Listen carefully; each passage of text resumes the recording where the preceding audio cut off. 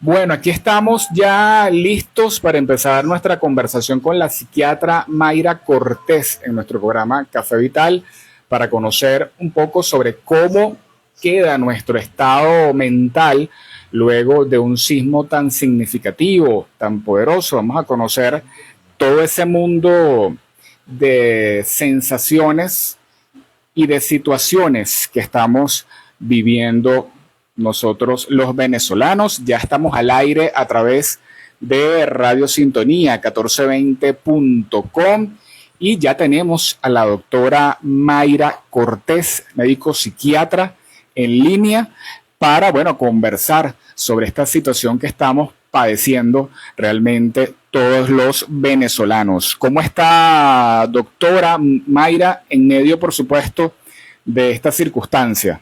Hola, ¿cómo estás, Víctor? Bueno, aquí vamos todos. La mayoría pasando el susto.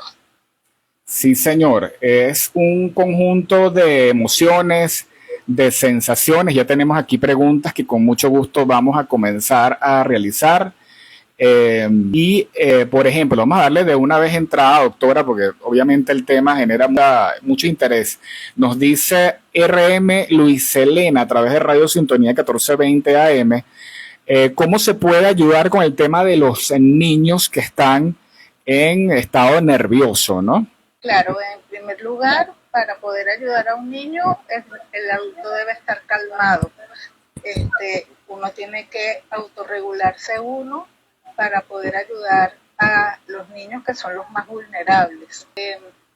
Tratar de que tengan sus rutinas completas, de levantarse, desayunarse, acostarse y poder dormir, decirles estoy aquí contigo, estás seguro, todo pasó, y poco a poco irles explicando qué fue lo que sucedió para que ellos vayan procesándolo y preferiblemente a través del juego, cuentos, cosas que para ellos sean fáciles de digerir. Esta pregunta da pie, doctora, para a su vez hacerle otra pregunta relacionada a cómo manejamos esta avalancha informativa que estamos todos los adultos en esta necesidad, pues, de saber qué está pasando y cómo se están desarrollando los acontecimientos de cara a los niños que los tenemos en nuestra casa, que están bastante cerca, porque evidentemente con esta situación, pues en la calle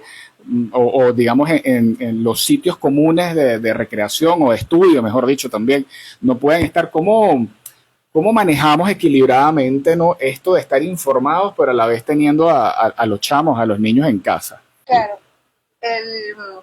las redes ahorita, por un lado, pueden ser una bendición porque ayudan a que la gente se una, esté informada y sepa de sus familiares y todo esto, pero puede ser un elemento perturbador importante.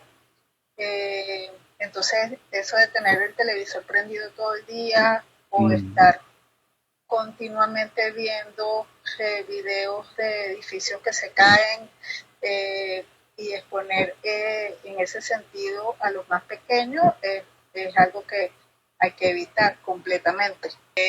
Sí es importante informarnos, es importante saber lo que está pasando, pero tenemos que reducir la cantidad de horas expuestos a los teléfonos, a las redes sociales, a la televisión, porque buen y mal manejo de la información. Sí. Hay personas que la manejan de una forma amarillista, de una forma excesiva, dramática, y hay unas personas que son un poco más comedidas y lo que quieren es informar y tranquilizar. Entonces, hay que intentar buscar ese equilibrio y sobre todo no exponer a los niños a la televisión constante, al radio constante, a la escucha constante de lo que está pasando, porque ellos son, la fantasía de ellos puede ir mucho más allá de lo que nosotros nos imaginamos y eso puede exacerbar el miedo.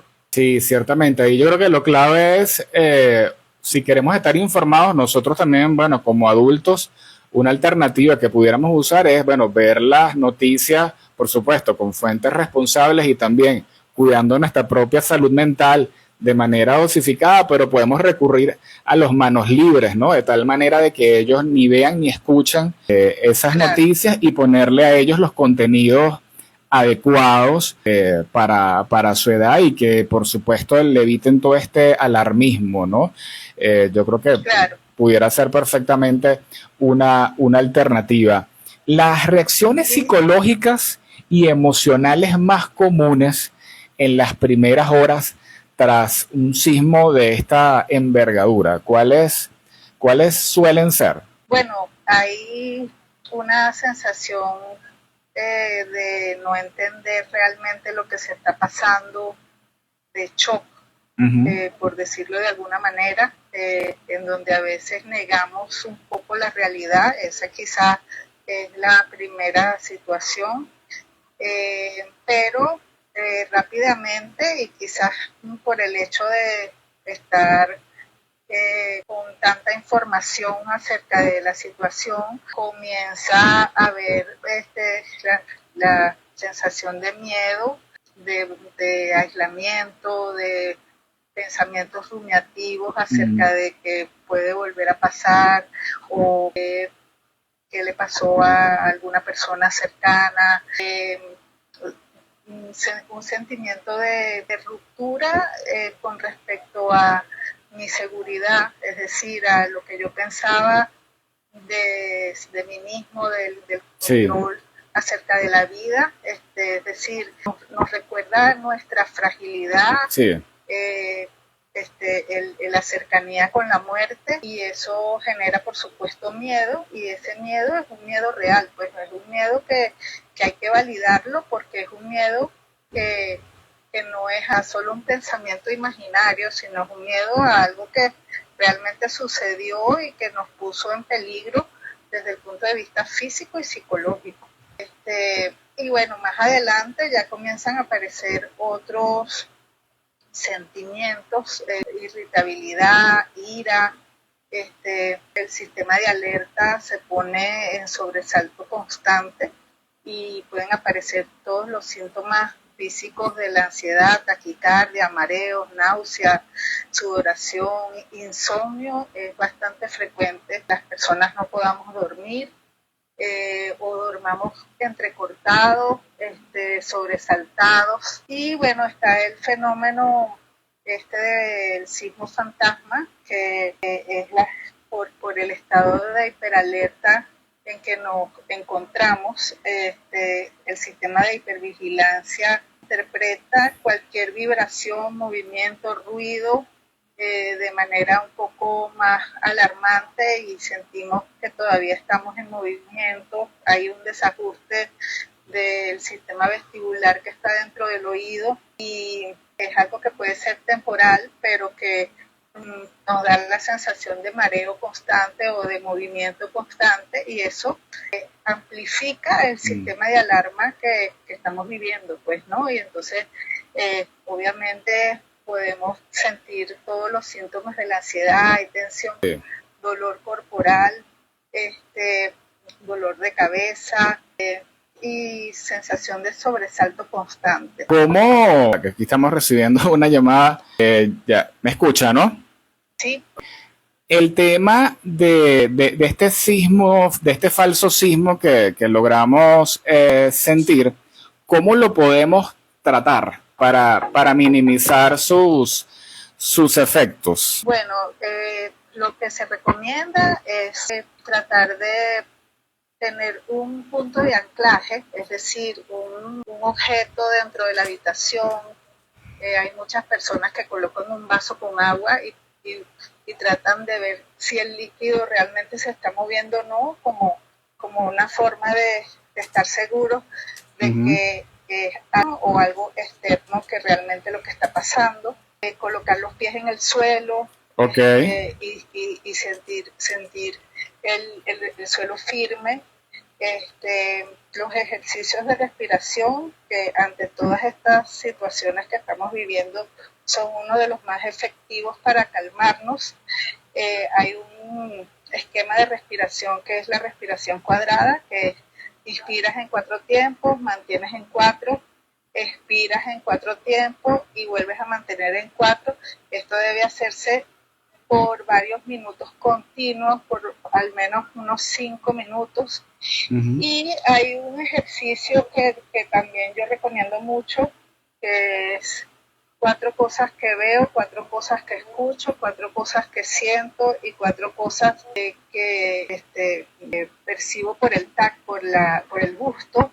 Y entonces estamos en nuestra habitación y tratamos de describir 4 objetos que estamos viendo, tratamos de describir 4 cosas que estamos escuchando a nuestro alrededor, tratamos de describir 4 cosas que estamos palpando a través del tacto con nuestros sentidos, bien sea a través de las manos, los pies, el cuerpo, y algo que y eso nos ayuda a estar en el momento presente y nos distrae de una situación interna de inestabilidad. Esto que particularmente me parece muy útil y se lo agradecemos muchísimo. Cada cuanto, sobre todo en estos días donde tenemos réplicas y esto hace que porque todas estas sensaciones se mantengan, se conserven, cada cuánto al día pudiéramos hacer estos ejercicios. Los ejercicios de respiración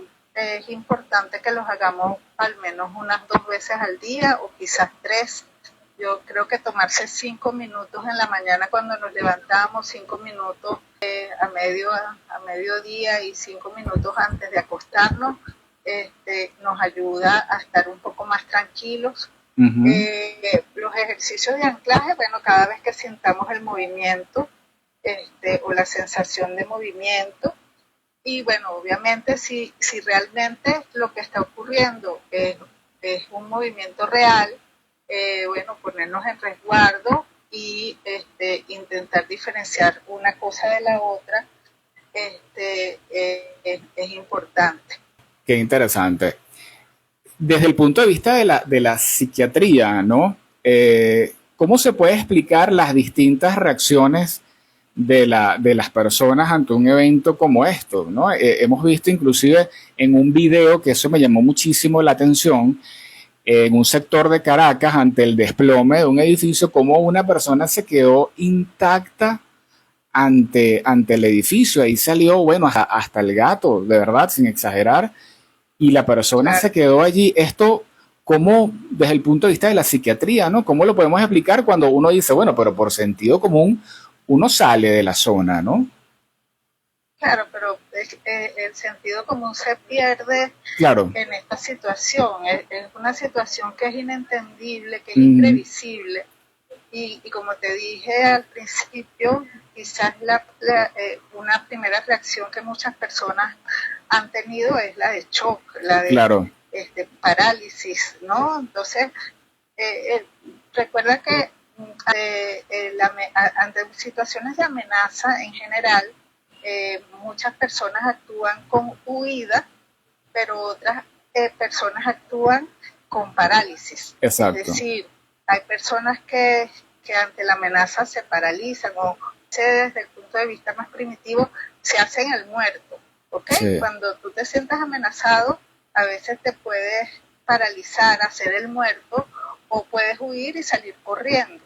Y son 2 experiencias completamente válidas, son parte de cómo reacciona el sistema nervioso ante una situación de amenaza que puede ser, que puede amenazar tu vida o tu integridad física. Entonces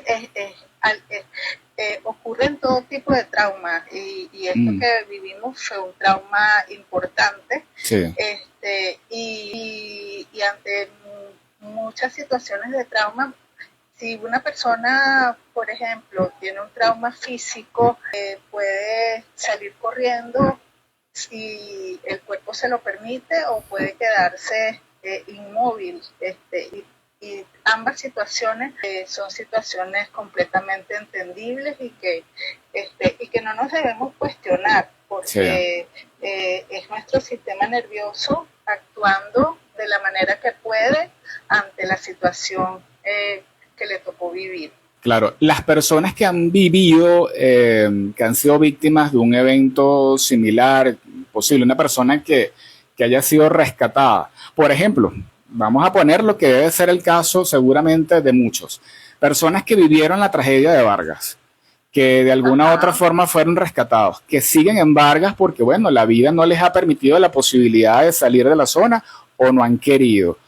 La reacción de este perfil de personas suele tener características particulares a diferencia del resto. Bueno, yo escuché a una persona que sobrevivió a la tragedia de Vargas, Ah, que está precisamente abocado al rescate ok, de una de las personas que están ahorita tapiadas y todo esto, y precisamente la forma en cómo esa persona integró su experiencia anterior, lo hizo tomar la fuerza suficiente para ahorita convertirse en rescatista ok. de otras personas que están allí y quizás vivir la situación de una manera un poco más estoica que una persona que de pronto lo está viviendo por primera vez. Sin embargo, hay muchas personas que, bueno, no pueden actuar de esa manera. Están, eh, su, su,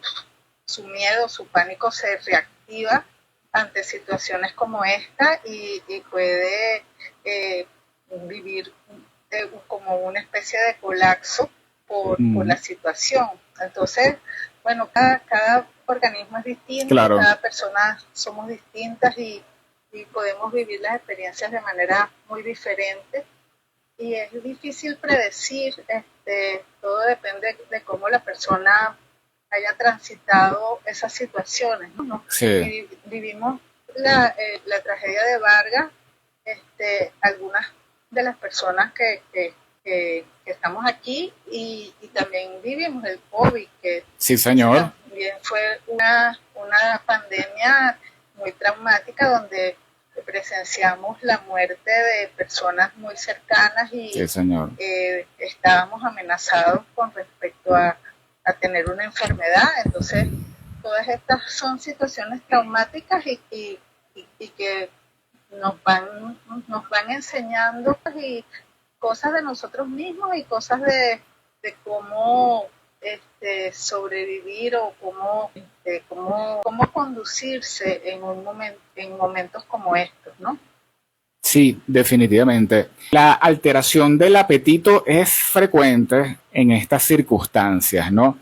¿Cuáles son los alimentos, entre comillas, o los sí, o qué consumen las personas comúnmente cuando están en este estado que me imagino tienen el cortisol súper disparado? Entre esos alimentos que suelen consumir, ¿cuáles precisamente son más tóxicos dentro de estas circunstancias? Y en este sentido, para el bienestar mental, ¿cuáles recomendaría? Bueno, yo creo que una alimentación balanceada Uh-huh. es lo mejor, si es posible, obviamente en esta situación. Sí, claro. Hay que evitar algunas cosas que son como estimulantes, como por ejemplo la cafeína, Sí.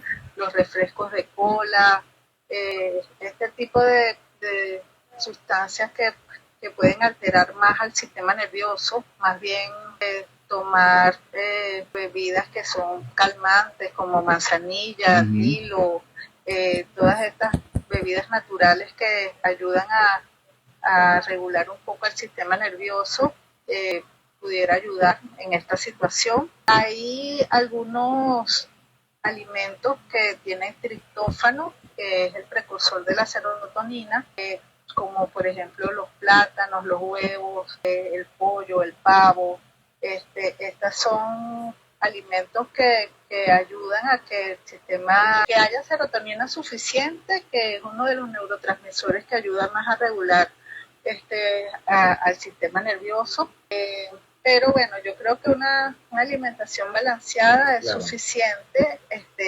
Como te dije al principio, es importante mantener las rutinas y en eso hacer las comidas que sea poca cantidad es importante para como parte del autocuidado que debemos tener y que nos ayuda a autorregularnos. Sí. En este caso, tanto este pico de apetito y por supuesto los estados de insomnio dentro de este contexto, ¿hasta qué tiempo estimado se considera normal dentro de la situación? Bueno, es difícil de decir, Ujú. pero yo me imagino que unas cuantas semanas, porque todavía, por ejemplo, nosotros estamos en esto de las réplicas que las personas que saben de sismología dicen que esto se va a extender por lo menos unas 2 semanas más, ¿no? Sí. Entonces, ese estado de hiperalerta constante altera el eje hipotálamo hipoficiario, que es el que interviene tanto en el sueño como en el apetito. Y lo importante es intentar regular a ese sistema. Entonces, tratar de hacer cosas que ayuden, como por ejemplo hacer algo de actividad física, Ujú. eh, mantener las rutinas, abrazar a nuestros seres queridos para que se active la oxitocina que ayuda a bajar los niveles de cortisol. Además, un abrazo ahorita es bien recibido Es por muy cualquier importante. persona, y lo necesitamos mucho. Eh, hay cosas que podemos hacer para ir regulando, pero obviamente la realidad nos dice que vamos a estar todavía en situación de alerta unos días o unas semanas más.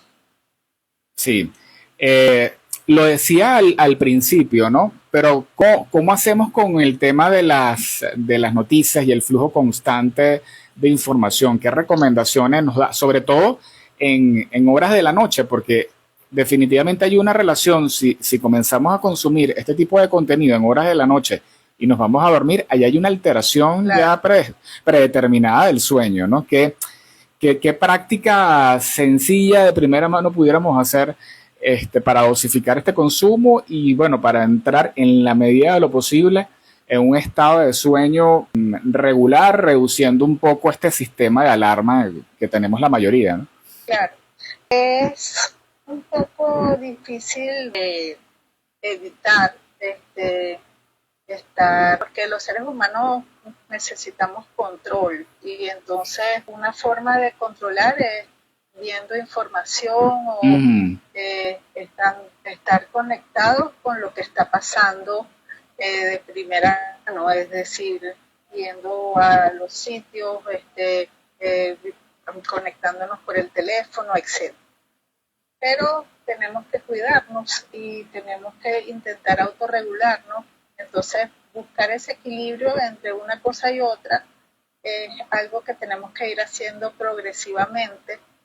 Lo ideal, por ejemplo, en la noche podemos hacer algún tipo de ritual, como por ejemplo decidir dejar el teléfono antes de acostarnos por lo menos una hora, que eso es además lo que se recomienda para que la exacto. melatonina funcione normalmente.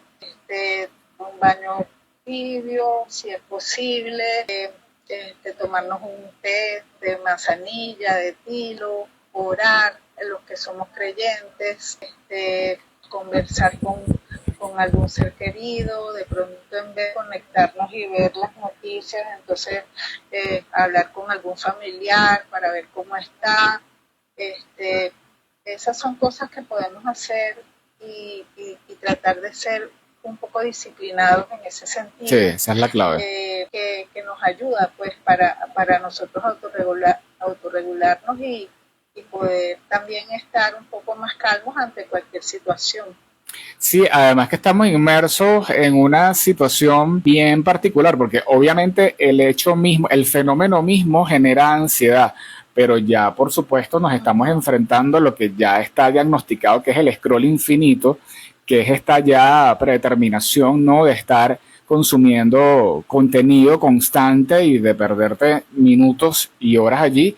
Y esto, por supuesto, combinado con una situación de alarma, es una bomba atómica, ¿no? En el sentido del sistema nervioso. O sea, que hay que ser mucho más responsable entonces con lo que nos está indicando. Claro. Eh, Otra recomendación que pudiera ayudar es escribir, por ejemplo, antes de dormir, ¿no? O sea, además de todas estas cosas que les dije antes, podemos buscar un cuadernito y escribir cómo nos sentimos en el día, de pronto buscar cosas que agradecer, expresar nuestros sentimientos, que es una de las cosas que tiene que ir pasando a lo largo del tiempo, porque al principio quizás pasamos del susto a la acción y no expresamos completamente cómo nos sentimos. También hay personas que se anestesian un poco y que las emociones se bloquean. Sí. Entonces, ir intentando expresar cómo nos sentimos, como escanearnos y ver qué es lo que estamos sintiendo realmente y expresarlo aunque sea a nivel escrito. Lo ideal sería expresárselo a otra persona que con la que podamos hablar, pero si no lo tenemos a mano, por lo menos escribirlo. Eso es una buena técnica que quizás sea buena hacerla antes de dormir. Cuando habla de escribir es a la manera manual, ¿no? Allí hay un trabajo psicomotor, exacto, ¿no? Positivo, a diferencia de hacerlo virtual, por teclado. Sí. Okay. Sí, lo ideal es de manera manual.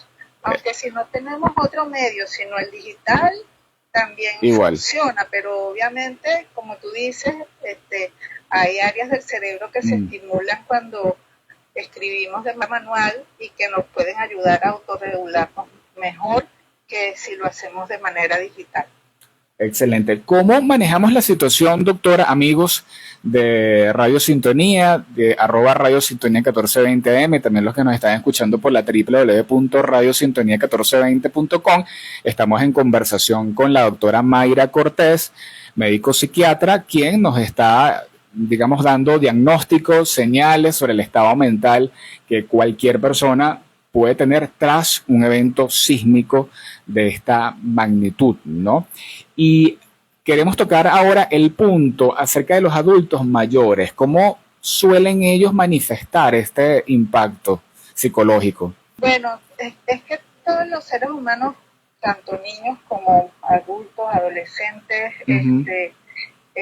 podemos más o menos procesar las cosas de la misma manera. Sin embargo, obviamente, ellos son más vulnerables, igual que los niños, porque, bueno, tienen movilidad reducida, dependen en cierto modo de otras personas, y eso los hace como sentirse como más frágiles en este momento. Sin embargo, la sabiduría de las personas mayores es algo que no se debe subestimar. Este asunto del escribir, de la escritura terapéutica, bueno, mi mamá está conmigo ahorita en casa. Ella no vive conmigo, pero casualmente se vino el día del hecho, me la traje para la casa y al día siguiente ella se puso a escribir cómo se sentía. Okay. Entonces, o sea, es decir, los adultos mayores tienen una sabiduría, han vivido estos hechos en otras oportunidades. Sí, señor. Muchos de ellos vivieron otros terremotos en nuestro país y bueno, saben más o menos qué poder hacer, cómo autorregularse. Han vivido mucho más que la mayoría. Y entonces, bueno, aparte de estas situaciones en particulares, de pronto fragilidad, enfermedad o algo así, en donde obviamente tenemos que protegerlos a ellos, ellos también nos pueden enseñar mucho a nosotros y podemos valernos de su sabiduría para aprender. Sí, señor. Bueno, en esto de que cada quien, por supuesto, reacciona de una manera distinta, siempre, bueno, dentro del grupo familiar hay por lo menos una persona un poco más sensible en su reacción, mucho más expresiva, y pueden, digamos, reaccionar por lo menos con crisis de llanto, parálisis, exacerbación de las emociones. ¿Cómo abordarlo lo más prudente e inteligentemente, porque bueno, cuando se presenta este perfil, normalmente está el otro que dice cálmate, que ese veces cálmate, yo creo que es peor, y genera más bien una reacción adversa.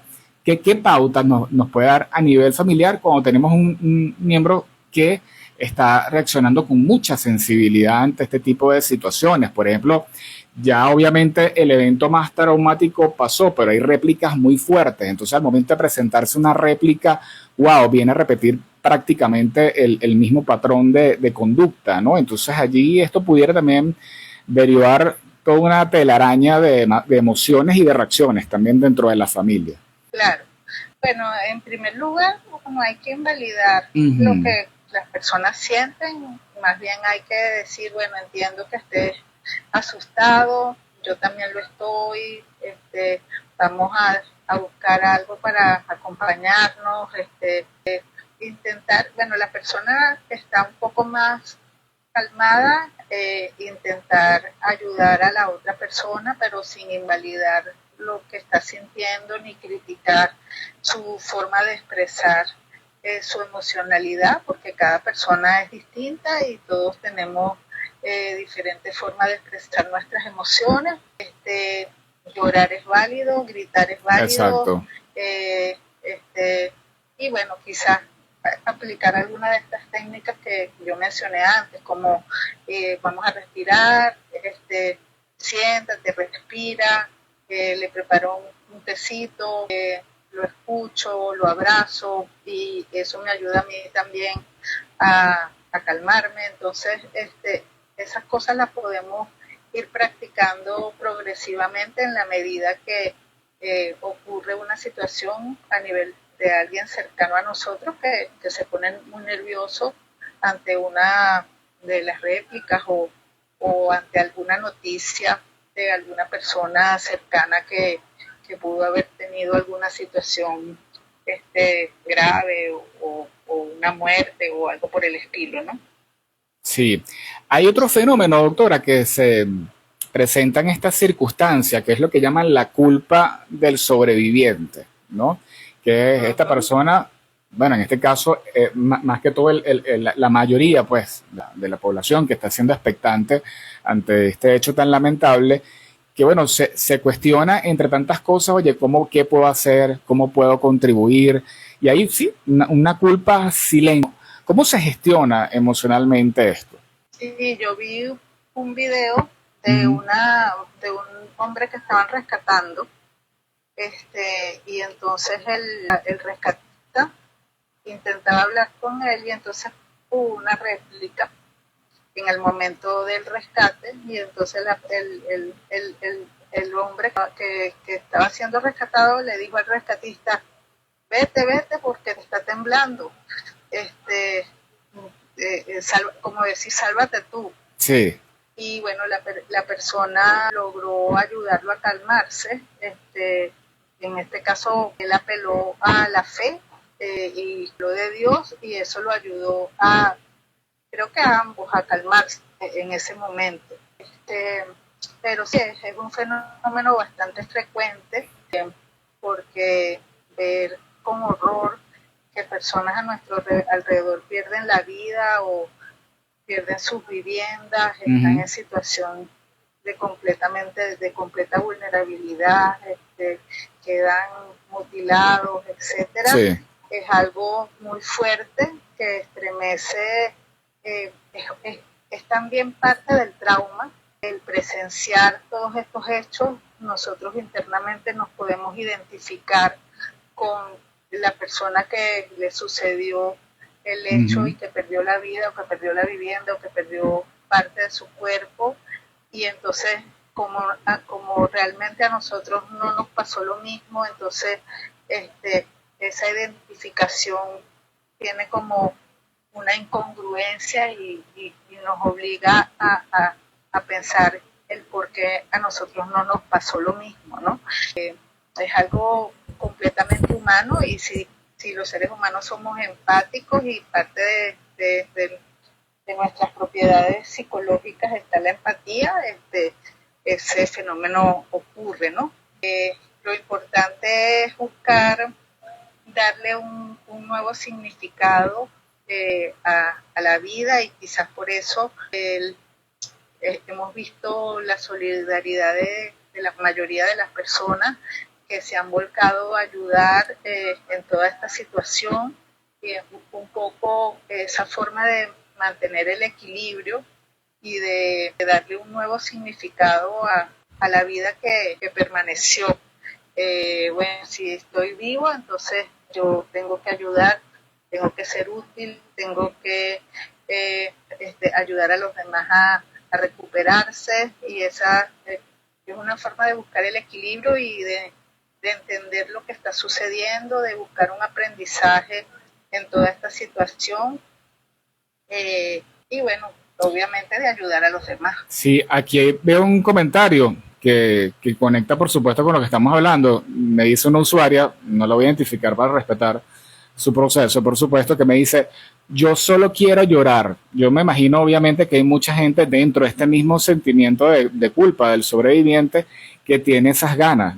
¿Qué le podemos decir? Claro. Es útil hacerlo en una circunstancia como esta, sobre todo para liberar estas emociones, ¿no? Desde la psiquiatría, ¿qué nos dice al respecto? Claro, porque la tristeza ahorita es parte de los sentimientos que todos estamos viviendo. Colectivamente esta es una situación muy triste, y parte de cómo los seres humanos expresamos la tristeza es llorando. Entonces debemos permitirnoslo, o sea, debemos permitir llorar, debemos permitir expresar nuestra emoción, decir estoy triste, utilizar las palabras que describan mejor nuestra situación. Estoy devastado, estoy anonadado, desconcertado, tratar de expresar cómo nos sentimos es completamente válido, es algo que es importante hacer, sacarlo, no quedarnos con esos sentimientos.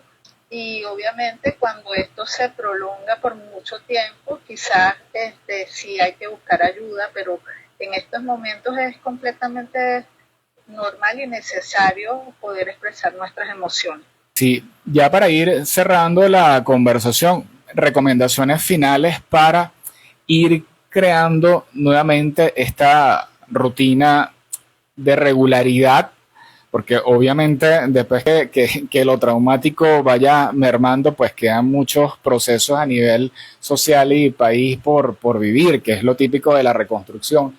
Pero ¿qué tips pudiera dar en ese sentido? Sobre todo para ir creando algo que es muy humano, que se ve, por supuesto, vulnerado en esta circunstancia, porque sentimos que se nos mueve el tablero, que es la seguridad. Cómo ir construyendo otra vez, o reconstruyendo, mejor dicho, ese camino de la tan humana seguridad y control, además. Bueno, parte de lo que nos enseña una situación como esta es que, bueno, no tenemos control absoluto de muchas cosas, ¿no? Sin embargo, ciertamente hay que intentar buscar el equilibrio, la nueva lógica, la nueva identidad, tratar de ordenar ese caos en el que se ha convertido ahorita nuestra experiencia presente. Y bueno, esto pasa por eso, expresar los sentimientos, aceptar la realidad tal como es, que en realidad la realidad es imprevisible.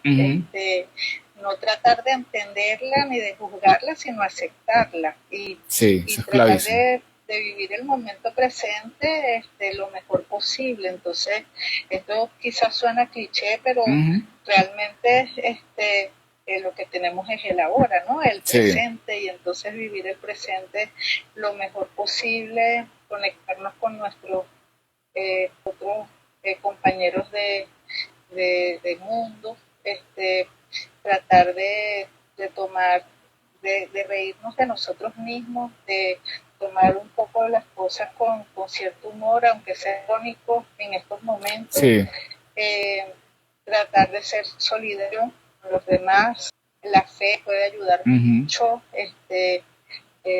agarrarnos de la fe, sentir que tenemos una protección que es un poco mayor que nosotros mismos. Y bueno, desde el punto de vista práctico, hacer rutinas que nos ayuden a controlarnos, autocuidarnos, no descuidar el sueño, el movimiento. Esas son cosas que nos van ayudando Sí. a irnos regulando y a volver a nuestro ritmo. Le enseña al cerebro que ya el peligro va pasando y que comienzan de nuevo los sistemas rutinarios a los que estábamos acostumbrados. Sí, e igualmente que la experiencia, sobre todo en su carácter de rudeza, nos sirva a todos definitivamente para cambiar el enfoque, la manera de abordar esos procesos de nuestra vida cotidiana, porque evidentemente ya tenemos una referencia reciente, cercana e impactante de nuestra propia vulnerabilidad. Entonces, si algo tiene que servir definitivamente este tipo de situaciones, sobre todo los que estamos de este lado, ¿no? De la parte del sobreviviente, es definitivamente en esa valorización de la vida, pues ir asumiendo con el menor drama posible, con la mayor objetividad y calma, el resto de los procesos, que si el típico trabajo que no salió bien, la relación un poco densa con un jefe o una jefa, lo típico del tráfico, que lo veremos posteriormente, esto vaya un poco, o la tensión de esto cediendo, y estas situaciones de la cotidianidad deberían ya ir teniendo otro enfoque, porque esa es definitivamente la única manera de acercarnos con el valor real y con la esencia del vivir, porque no podemos seguir ya sufriendo o mortificándonos o sobre todo guardando rencor. Yo creo que el tema de lo que es rencor tenemos definitivamente que irlo revisando, porque estamos viendo inclusive una solidaridad mundial con Venezuela, inclusive con países con las cuales han tenido una relación de antagonismo en décadas y aquí están ayudándonos enormemente, y eso también tiene que ser señal para nosotros, para esa persona que se le tiene tal sentimiento. Mira, vamos a trabajar el perdón, porque lo que nos enseñó la vida es que somos vulnerables y que no sabemos el momento en que vamos a necesitar de esa mano amiga o que esa otra persona va a necesitar de la nuestra, ¿no? Son tantas cosas las que tenemos que ir reflexionando, que bueno. Sí, es buscar ese nuevo equilibrio y ese sentido de identidad tanto individual como colectivo, ¿no? Y tratar de ser flexible, ver las situaciones sin tanto juicio como normalmente solemos muchas veces hacerlo, y bueno, explorar de lo que somos capaces, porque en realidad somos capaces de muchas cosas. Exacto. Si nos lo proponemos. Entonces, en estos momentos quizás salen a relucir aspectos de nosotros mismos que a lo mejor hasta desconocíamos y que podemos hacer tanto para ayudarnos a nosotros mismos como ayudar a otras personas. Así es. Bueno, indíquenos por favor sus vías de contacto para, bueno, toda aquella persona que desee contactarla, inclusive con muchísimo respeto digo esto, aquellas personas cercanas a familiares que hayan vivido en primera línea esta situación. Definitivamente la ayuda psicológica, la ayuda psiquiátrica es muy importante, así que valoro mucho, doctora, que nos indique sus coordenadas especialmente para estas personas también, ¿no? @saber y sanar es mi cuenta de Instagram, y mi teléfono es 0414-314-7516. Estoy a su orden. Muy bien. De todas formas, amigos, aquí los que nos están viendo a través de @Radio Sintonía 1420M, vamos a dejarles la cuenta Instagram de la doctora y también, por supuesto, su número de WhatsApp. Le agradecemos muchísimo el tiempo y la valiosísima información y el conjunto de recomendaciones que nos ha brindado, porque, bueno, todos estamos definitivamente con la sensibilidad a millón y nos hace muy bien tener esta información y apoyarnos entre todos, ¿no? Con la información, con las experiencias. Agradecemos muchísimo también sus comentarios, sus preguntas, sus saludos a través de la plataforma. Nosotros en Radio Sintonía vamos a tener diversos temas, inclusive en los distintos programas nos estamos abocando muy especialmente a la salud mental, así que les hago la invitación tanto por las redes de nuestros compañeros y principalmente a través de la www.radiosintonía1420.com a que nos acompañen porque sigue este contenido sano, útil, proactivo en búsqueda, por supuesto, del equilibrio que tanto merecemos. Vamos en este momento, en relación a una pausa. Vamos a colocar, por supuesto, una música acorde al momento, a la identificación y a la vuelta deberíamos estar conversando con Ángel Silva Padrón. Él pertenece al grupo de rescate Las Acacias. Vamos a estar conociendo con él las recomendaciones, por supuesto, ante un evento sísmico. También saber el balance de todo este movimiento de ayuda humanitaria que se ha tenido muy positivamente por parte de los venezolanos y algo fundamental que son los consejos para rescatistas y colaboradores, personas que están allá abajo en el estado La Guaira sin casco, con su voluntad, con su entereza, con su firmeza, con su disposición de ayudar, pero que también tienen que cuidarse, tienen que tener información para verdaderamente ser útil y ayudar y salvar en la mayor medida posible. Así que vamos a una pausa necesaria y a la vuelta estableceremos otra próxima conexión. Gracias por estar allí.